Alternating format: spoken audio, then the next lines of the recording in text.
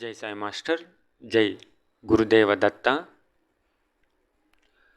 ఏ కష్టమూ లేకుండా గురుప్రాప్తి కాదు.